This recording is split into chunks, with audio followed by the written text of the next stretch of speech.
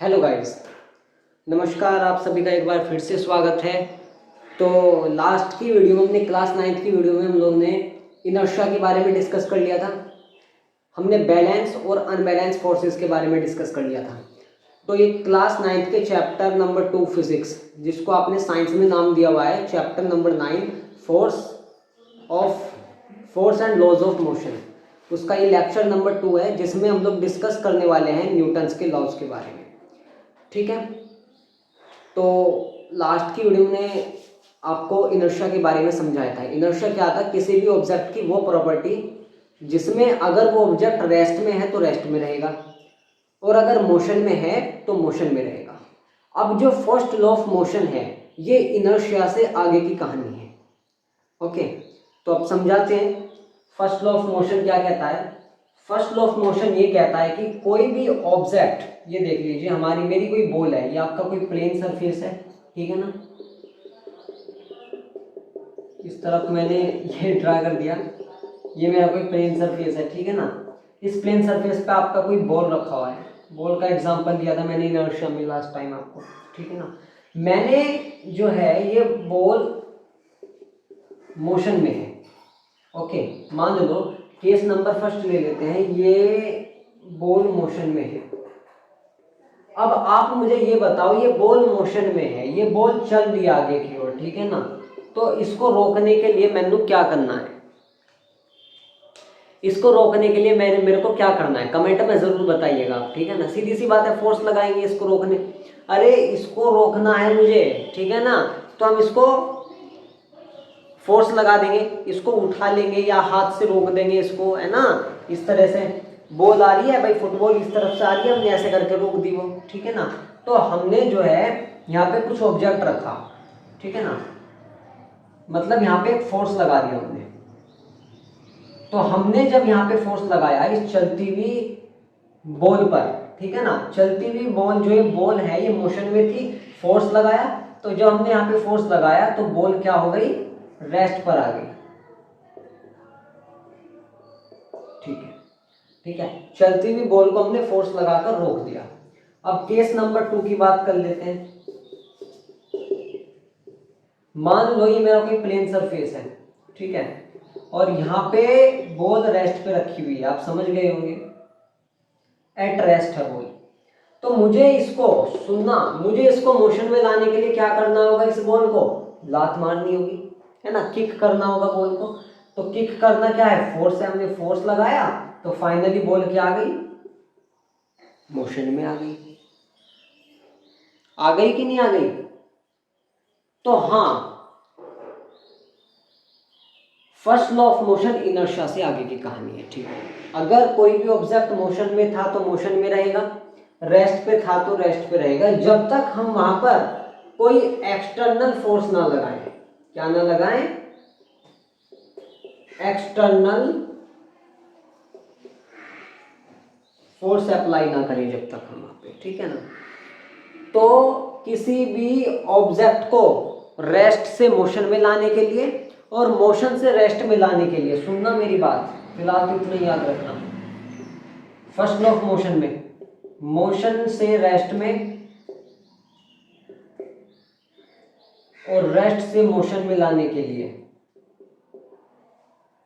हमें external force की requirement होती है। किसकी रिक्वायरमेंट होती है?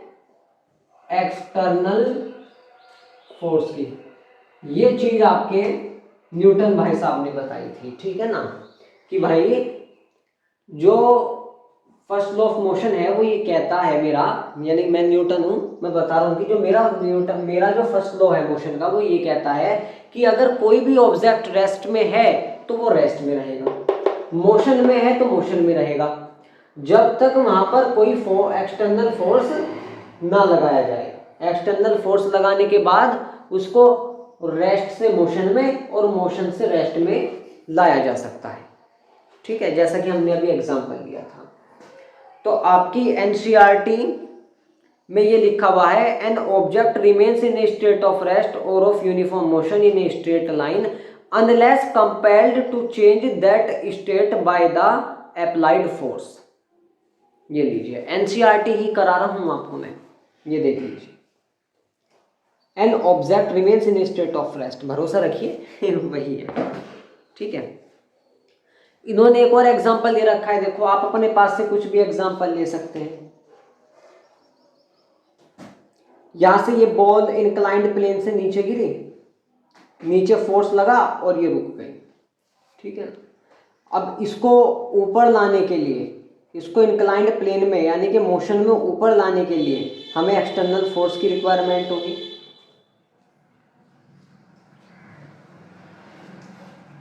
ठीक है नहीं, ठीक है। तो इस तरह से आप एक्सपेरिमेंटली इस लॉ को प्रूफ कर सकते हैं। तो ये थी आपके मोशन के फर्स्ट लॉ की कहानी। तो अब बात कर लेते हैं इसके एप्लीकेशंस के बारे में।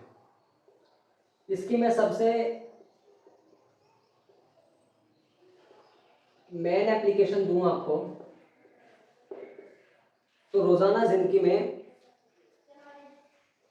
आपने गाड़ी में सैर की होगी, ओके। तो गाड़ी में जब आप बैठते हैं, जब ब्रेक लगता है, आप आगे को मूव करते हैं। आप मान लीजिए कोई कार है आपकी मूविंग, है ना, तो आप मोशन में हो, ठीक है। आप कार की सीट पे बैठे हो, आप रेस्ट पे हो, बट कार मोशन में है ना, कार मोशन में है ना। ब्रेक लगा, अब आप देखो मोशन में हो, तो जब कार की स्पीड बढ़ेगी आप जो है पीछे की ओर मूव करोगे, है ना। और जब कार सडनली एट रेस्ट आएगी,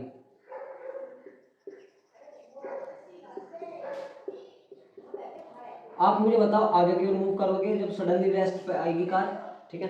कार में ब्रेक लगा तो आप आगे के लिए मूव करोगे। तो देखिए कार चल रही है स्पीड से, तो आप जो है पीछे की ओर मूव कर रहे हो, है ना। कार रेस्ट पे आ गई, ठीक है, कार रुक गई तो आपने आगे की ओर मूव किया। ये होता है इनर्शिया के कारण, okay. Certain experiences that we come across while traveling in a motor car can be explained on the basis of the law of inertia, and the law of inertia, Newton's law of motion.